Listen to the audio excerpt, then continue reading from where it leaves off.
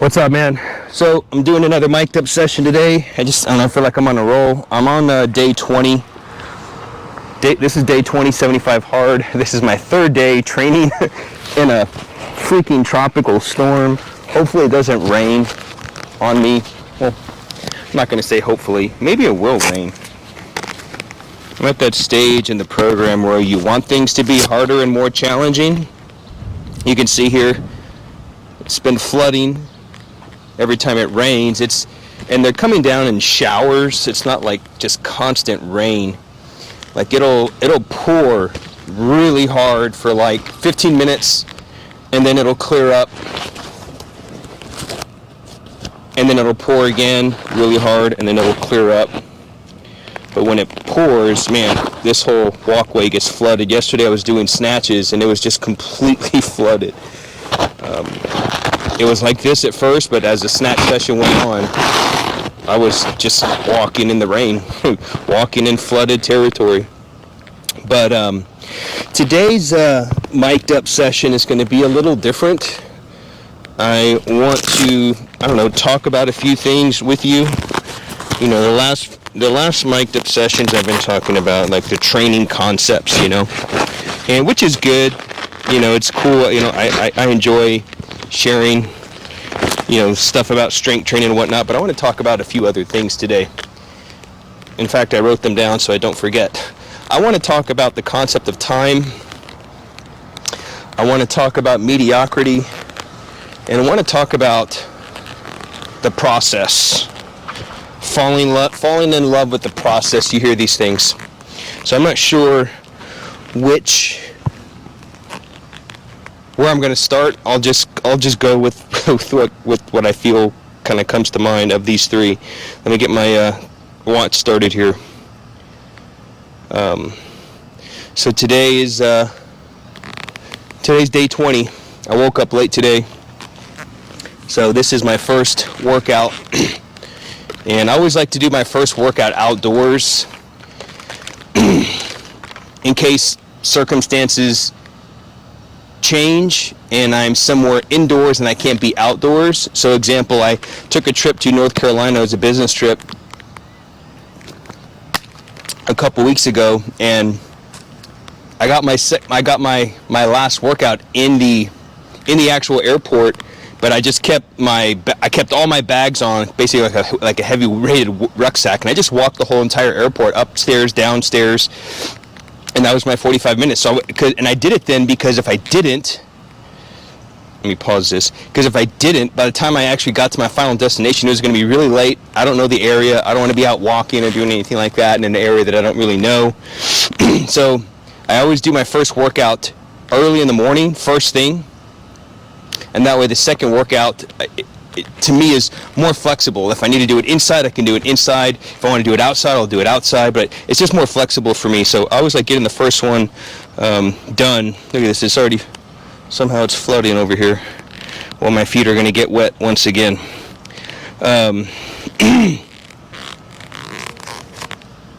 So, yeah. Feet are going to get soaked. Somehow, piles of water are coming out of nowhere. But as I mentioned, I want to talk about a few things. So this is going to take a little bit of a different pace. I've got 44 minutes of double jerks today.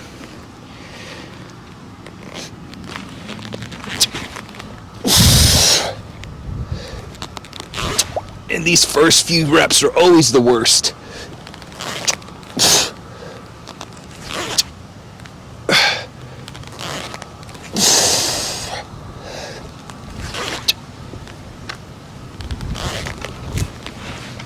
Where the heck is all this water coming from? It's like water just gushing out of nowhere, and my feet are already soaking wet. So you know what? The first one I'm going to tackle today is I want to talk about time. And the reason I want to talk about time, and what made me think of this, is my daughter asked me a question. She said, "Daddy, what are some things that you used to do as a kid that you don't do anymore?" Some things that you really enjoyed doing as a kid that you don't do anymore.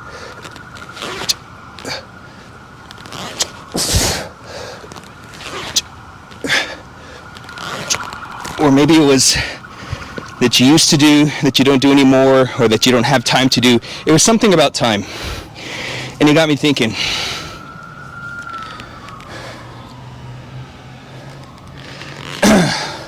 So I told her, I said, one of my favorite time in childhood was I was about 13 years old, and I was really big into BMX riding. Freestyle BMX, doing tricks and things like that. And we used to just ride all over Corpus and do tricks and building parking lots and things like that. I said, that's something that I used to love doing, but now I don't have the time anymore to do that. And she's like, well, why not? And I said, well, it's not important to me anymore. I still have my bike, by the way. GT Vertigo, 1993. I said, it's not important for me anymore. My priorities have changed. And that's what I want to talk about.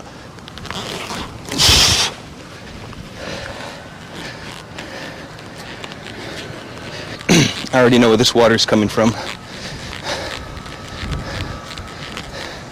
Looks like my neighbor is emptying his swimming pool, or flushing out his swimming pool.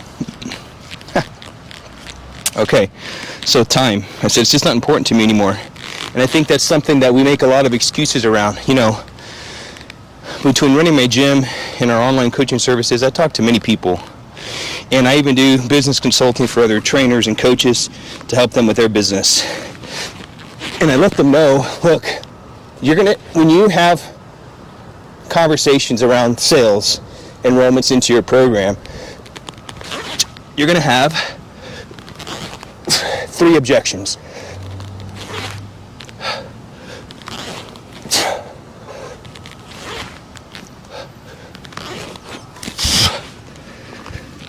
Three objections. Spouse, money, time. That's it. Those are the only 3 objections you're ever going to get. Whenever I would have sales conversations, and I still do, anytime someone objects to, I can't do this right now, or whatever, it's spouse, I need to talk to my wife. Time, not the right time for me, I don't have time to work out. Or money. Those are the only 3. And if you think about it, those are the 3 excuses that people give around why they can't work out, why they can't work out outside. It usually has something to do with spouse, or it has something to do with time, or it has something to do with money. But we're going to tackle time. And the reality is, there's no such thing as I don't have time. That's the truth.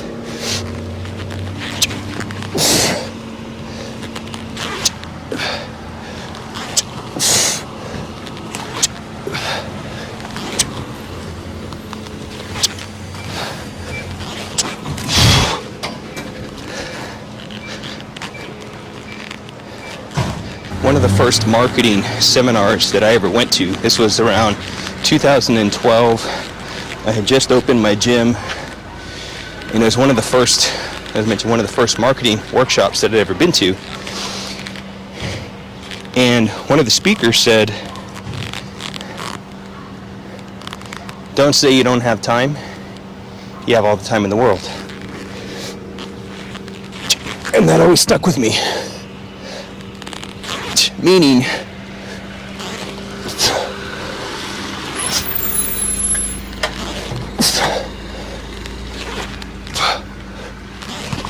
you are the source of time. You are where time comes from. Gay Hendricks talks about this in his book, The Big Leap, where he talks about Einsteinian time and, is it Newtonian? Newtonian time, like Newton. Newtonian time and Einsteinian times. Basically, if you look at from a Newtonian perspective, time is limited. Time is scarce. I don't have time. Time is somewhere out there, me trying to get my hands on it. I don't have it. I don't possess the time. When in reality, it's more of a Einsteinian approach or look, because time is relative. We are the source of time. Time comes from us. We just waste time. And that's one of the things I like about 75 Hard, is it helps you to really be intentional with how you use your time. And you will quickly realize how much time you waste during the day.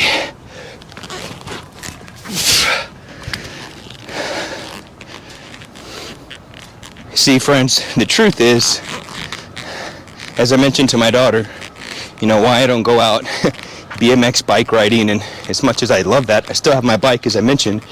The reason why I don't do it is because it's not important to me. It's not a priority for me at the moment. And I think that's the honesty, that's how we need to be honest with ourselves about that. When it comes to your fitness, your family, your career, your business, there's no such thing as I don't have time. Just admit that it's not important to you. Just admit you don't care. In our men's elite coaching program, this is one of the things that we take them through in our what we call a bucketing system, a bucketing process. And really what the bucketing process is it's an illumination of conscience, where we get clear on the root cause of why you do what it is that you do. And one of the key buckets is bucket number 3, which is one of the most painful ones. Bucket number 3 we call the bucket of conviction. And that bucket is where you have to convict yourself that you love your sin. You love the thing that you do because it makes you feel good. It's where you have to admit the truth. It's where you have to admit, you know what? It's not that I don't have time. It's not important to me, and I just don't care. Case in point, I live in Corpus Christi, Texas. In Texas as a whole, or in general, everybody loves the Cowboys. Everybody loves the Cowboys. Well, guess what? Your excuses of, I don't have time, I'm busy, I don't have the money, I need to talk to my spouse, the 3 objections. In that context, in all those circumstances, if your buddy came to you the next day and said, hey man, I've got an extra ticket to the Dallas Cowboys this Sunday, the game's in 2 days, I know it's last minute, can you go? Guess what? You will change your plans. You will change your plans. You will somehow convince your spouse, your wife. You will somehow convince your wife, and you will somehow find the time and the money to go and see the Dallas Cowboys on a 2-day notice. Why? Because the Cowboys are important to you.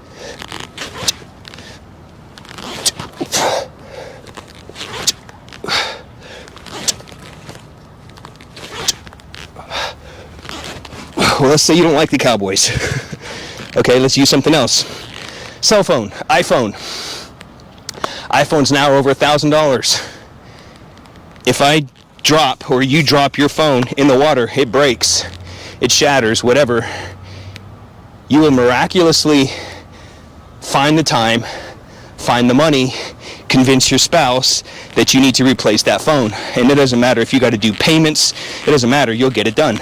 And friend, the reason why I'm telling you this is because I've made all of these excuses about the time, the spouse, and why do we do that? Why do we, well, I don't have time, I don't have the money, I don't have the spouse, I don't have time, that's the big one we're talking about. Why do we make those excuses? Here's what I think.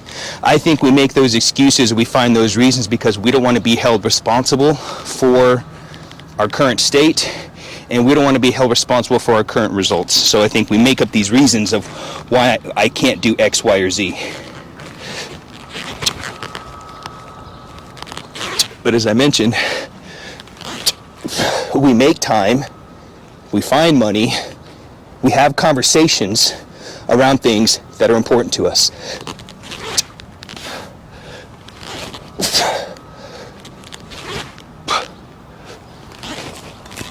So if you find yourself in a position where you're making excuses about, well, my wife won't let me, I need to talk to my wife before I do this thing, I don't have time, I don't have the money. When you find yourself making those excuses,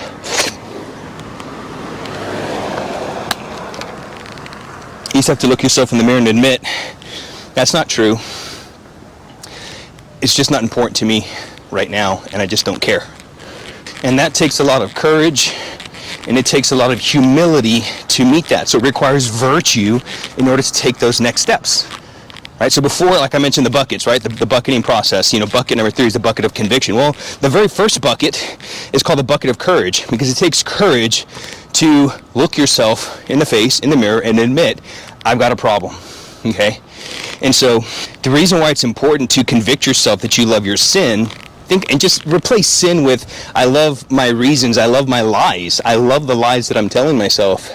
The reason why it's important to admit everything is your fault. When you look at things from the perspective of everything is your fault, even if you're not the true cause of it, but when you look at it from the perspective of it's my fault,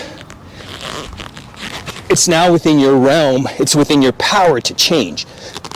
Otherwise, if it's not your fault, then it's beyond the realm of your control.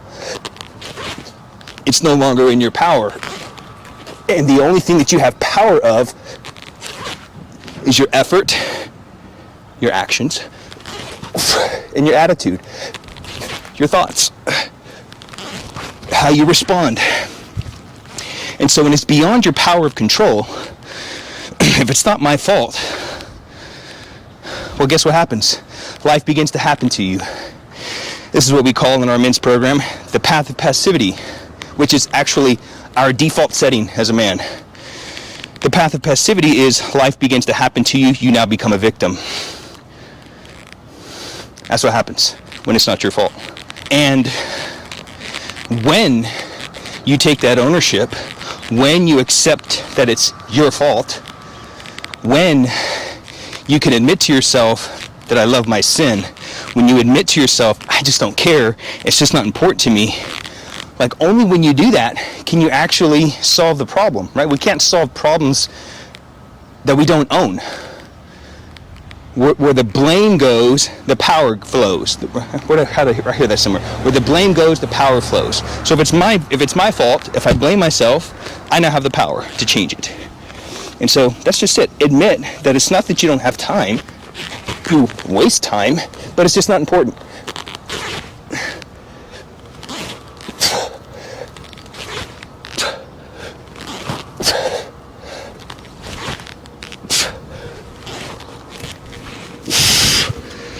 And again, I've made all of these excuses, which is why I share them with you.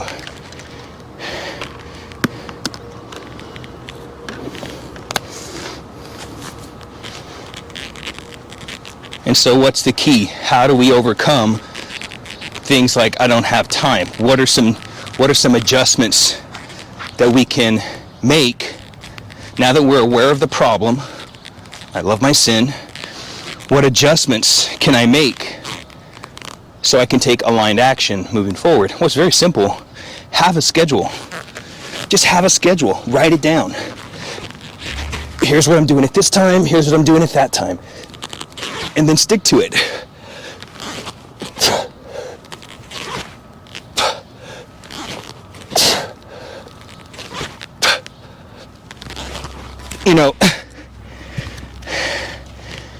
It was during the winter time, the quote-unquote winter that we have here, where it's not really like winter, it's like California weather. It's like, 50 degrees in the morning, 70 degrees by the afternoon.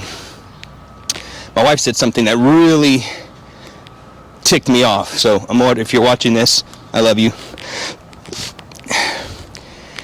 We ran out the door. It was in the morning. Take the kids to school. So I keep a very strict schedule. Like, I know I'm doing this at this time, I'm doing this at this time, I need to be here at this time, so that way these other things can happen throughout the day. And I do my best to stick to that schedule hard. Well, we ran out the door, and it's cold, right? But cold, we're coming to the end of winter at this time, and it's like 65 degrees in the morning, we're heading out. So to her, she probably thinks it's freezing. But I know what it's like because I pick up the kids also, which in that time it's going to be hot. So they didn't take their little sweater, and so she was like, "You need to take their sweater." They didn't take their sweater. Go back. Say, "Hey, look, we already left. They don't have it. We're not stopping." I already told them 4 times. They left without sweaters, and so she said, "Forget your personal schedule and do X." Right? And I remember getting really upset with myself I was upset at her, but she actually never knew this until she's watching this video. But this was something that I had to bucket, because stories started coming out when that triggered me. But I remember telling myself, look, it's because I keep a schedule that I can do all the things that I do.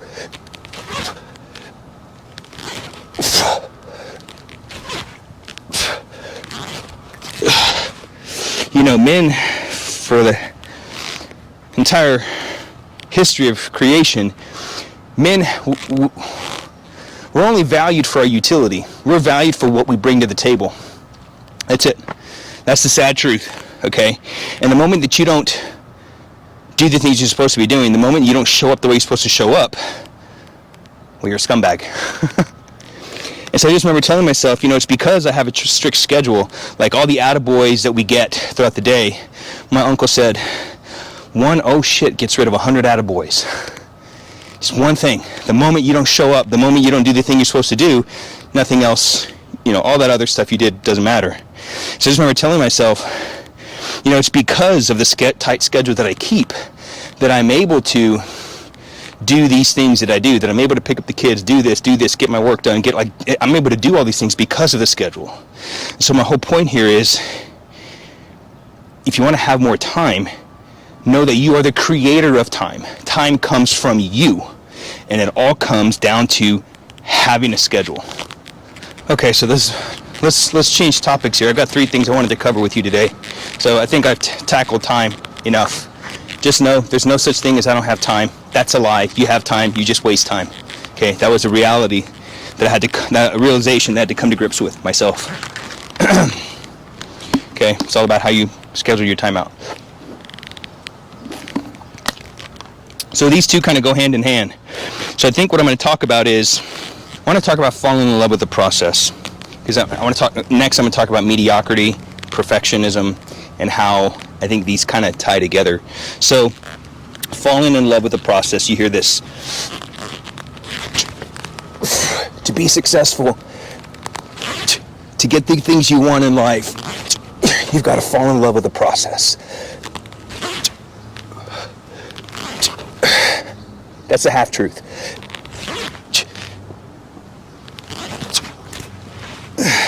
But the problem becomes, how do you fall in love with the process of something that you don't enjoy doing? On this channel, I talk a lot about discipline and doing the hard things, and the path is hard that leads to salvation and freedom. Like, if you want to become better, you got to do hard things. That's why my company's named Hard Style. That's why I'm doing 75 hard, and there's truth to that. Okay. I was listening to a Joe Rogan, I wonder if it was a Joe Rogan podcast, or it was like a compilation of motivational type snippets, and one of them was Joe Rogan, and he said something to the effect of, I'm not a really disciplined person. A lot of people see me and they think that I'm this disciplined person. He goes, when I'm the most undisciplined person, I've just gotten lucky to find things that I enjoy, and I'm disciplined to do those things. And I think that's the key there. That's the nuance to this fall in love with the process.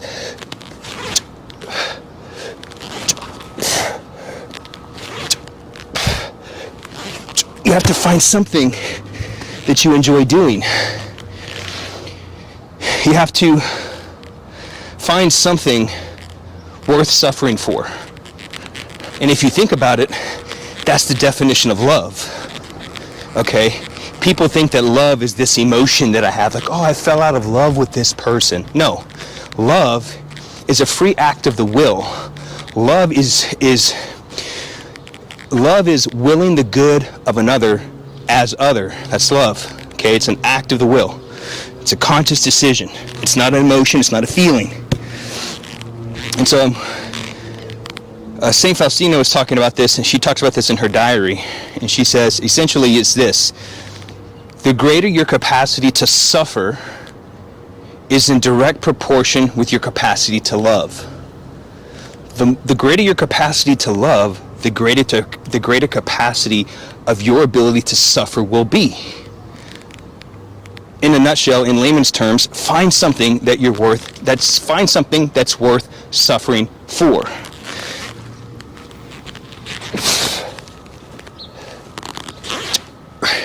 And what's the perfect example of that love?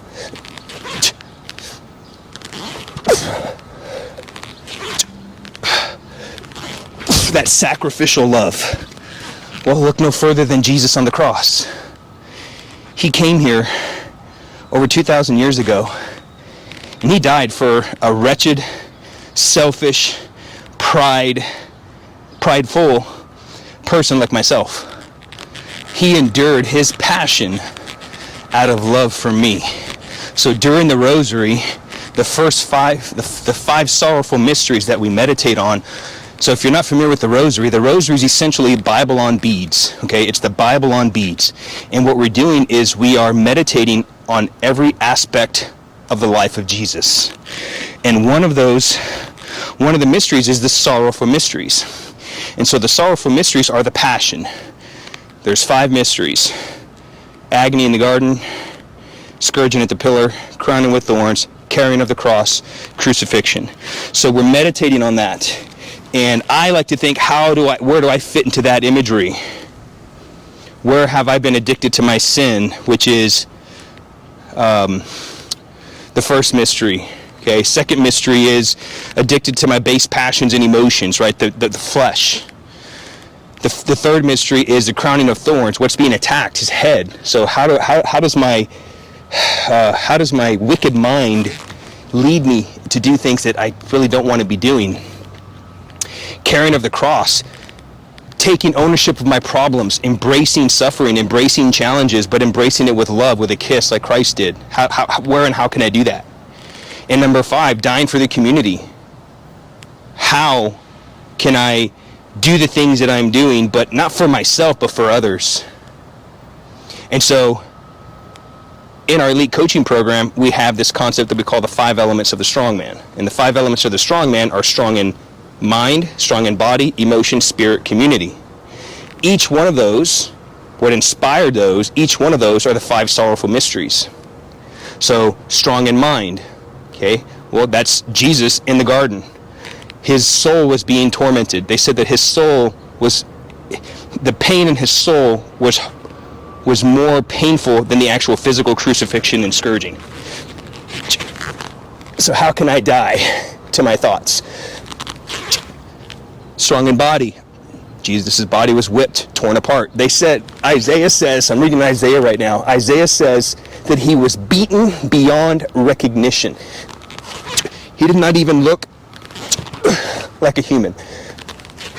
You know, these images we see of Jesus, these pretty little European-looking images of him on the cross, that's for your benefit, for my benefit, to not see the true savagery and the evil of what sin does to the human body.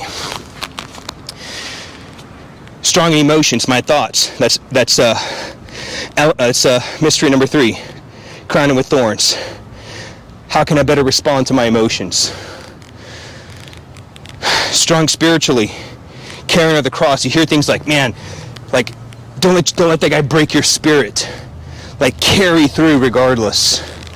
And then number 5, strong in community. And that ties to the crucifixion, where Christ died for the community, where Christ found something worth suffering for. So what does any of this have to do with you? Well, it ties back to what I just said. We're talking about falling in love with the process. You cannot fall in love with the process of something that you don't enjoy doing. You cannot fall in love with the process of something worth suffering for, okay? And so this doesn't mean that you only do things you enjoy doing. No. What this means is you're going to have to do a lot of things you don't like doing in order to find the thing that you do like doing, so you can be disciplined to do the thing. So only when you find that thing will you fall in love with the process, because you found something worth suffering for. And that's what I do in these practice sessions out here. That's what I'm doing during 75 Hard. You think I enjoy being out here? Well, I mean, I kind of do.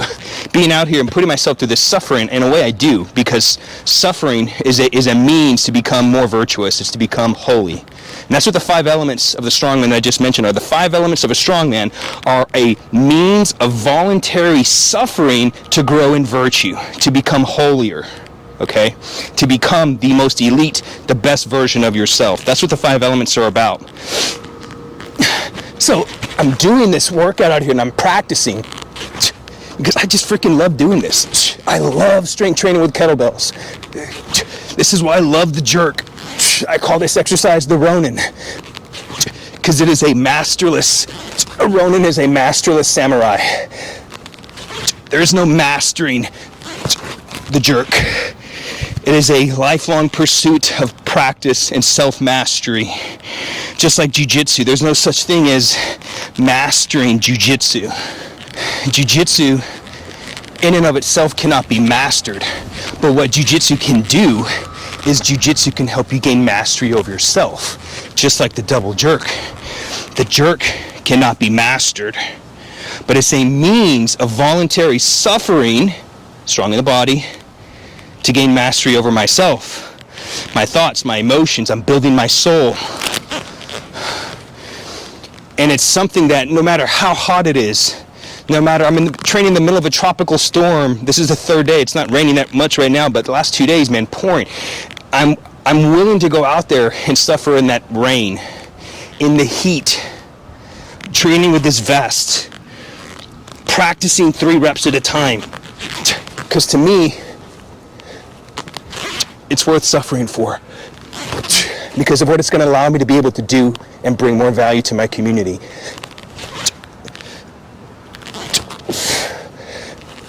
And for that, I always have time.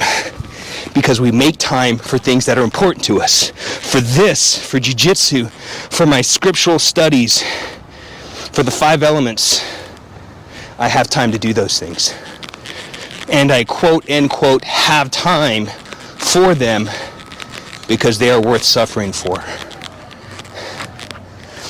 And so, friend, fall in love with the process. There's a nuance to it.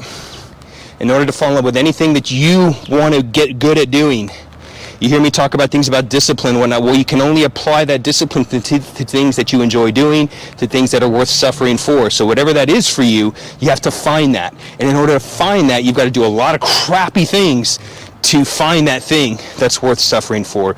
And only then can you fall in love with the process.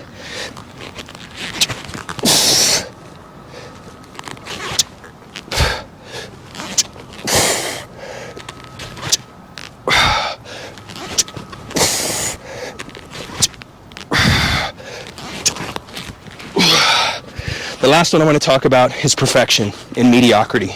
So let's tackle perfectionism first.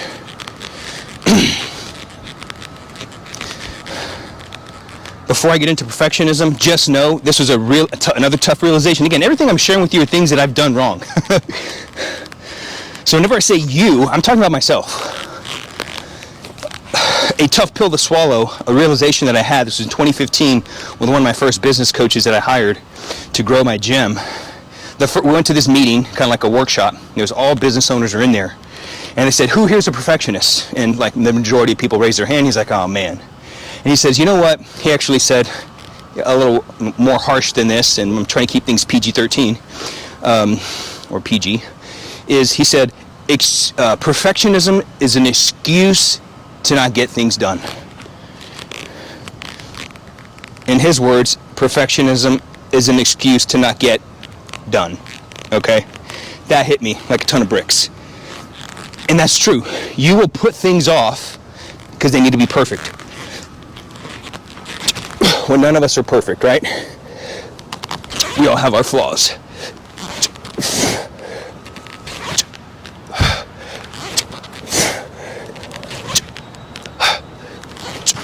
In that, I've been thinking about that word, perfection. So in one of my earlier videos, Kettlebells Meet 75 Hard, where I first started talking about my journey through 75 Hard and using kettlebells, one of the cons, the only con that I can come up with for the 75 Hard program was that it is based on perfection. And that's always been my kind of like knock on the program, is it's based on perfection. Because what I remember that mentor telling me, is perfectionism an excuse to not get things done? I was like, well, then no one can be perfect. Well, then how can someone complete the program if it's based on perfection? Well, as I've been contemplating on it more, yes, it needs to be executed perfectly, but this ties to setting expectations, and that leads to mediocrity. So, yes, perfection, but it's about setting the right expectation. If anybody were to if I ever become, I don't know, famous or what have you, and someone asks me, what's your key to success? It's to always set the right expectations. Expect excellence, expect perfectionism. You're not going to be perfect, but expect it. That's the key. And that brings me to my point of mediocrity. You hear people say things like, oh, set realistic goals. You need to be realistic. I don't believe in that. I've never believed in that. Set realistic goals. Realistic goals are an excuse to not reach for your potential. Realistic goals are an excuse to not set high expectations for yourself. This ties to perfectionism. Because a man can only rise as high, or he can only rise to the level of his self-expectation. It's the whole concept of shoot for the moon, but you hit the stars, or something like that.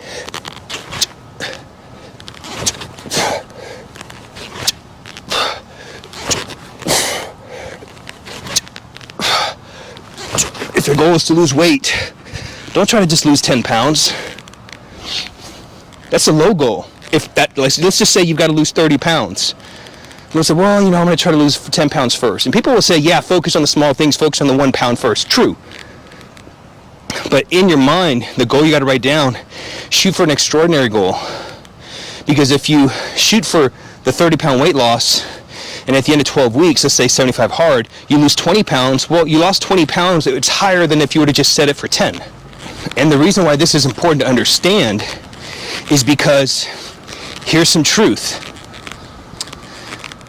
It takes the same effort to lose 30 pounds as it does to lose 10 pounds. It takes the same effort to build a multi-six-figure business than it is to, a $50,000 a year business or building any kind of career. It takes the same energy, takes the same effort. You're just doing it longer. You're just doing it more consistently. But one is hard. One is definitely harder. I'm reading Andy's book on mental toughness, and he's actually talking about this. He's breaking down the 8 eras of 75 hard, of these 8 stages of how you're going to think and how you're going to feel as you progress through these stages. And one of them, it's days, I think, 12 through 21 or 22, and I'm on day 20. And this is so true.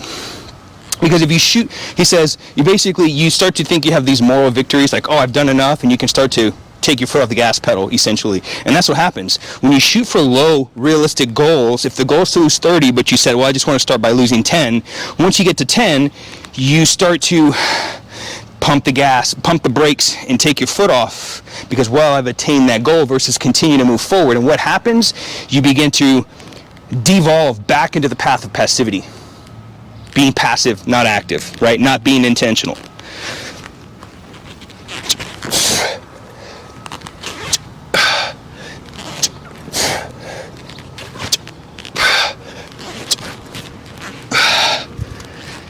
And so I was at a workshop in 2015, and I heard Pavel say something to this effect.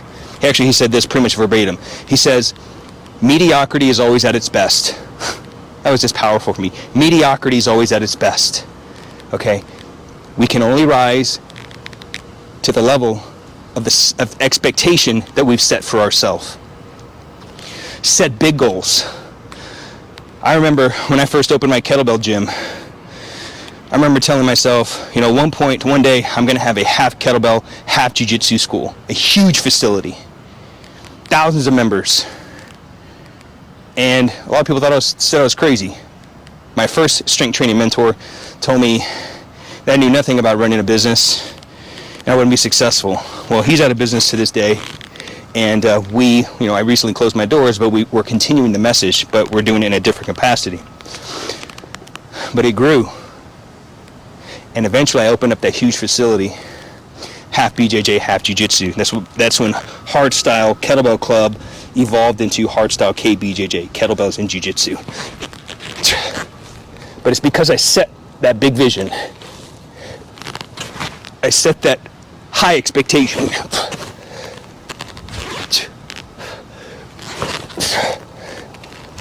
And my wife always laughs when she's like, hey, you know, let's set some family goals, or let's do this, or let's do that. And I just think way beyond. That's just what I've always done. Like, oh, if we're going to do this, no, we're going to do it this way, which is, you know, way more. She's, man, I like how you think. Like, I would never think that way.